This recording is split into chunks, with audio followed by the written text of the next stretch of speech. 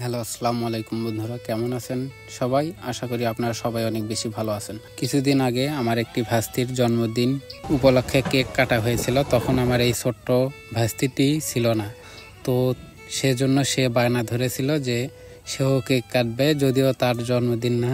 তার শখের জন্য একটি কেক বগুড়া থেকে নিয়ে আসা হলো। তো কাটার সময় দেখুন সে কি বলে, সে কতটা খুশি হয়েছিল আপনারা নিজে একবার দেখেন। আমি কাটিছি, একলাই কাটি।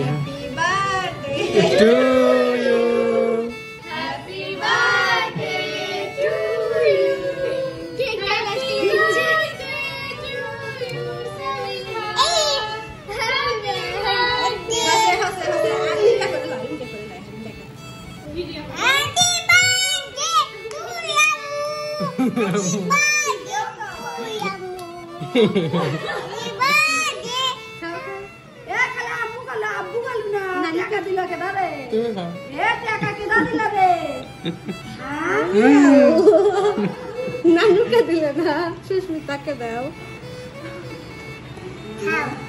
খাও। ওই যে আন্টি, এবার আমার পালা।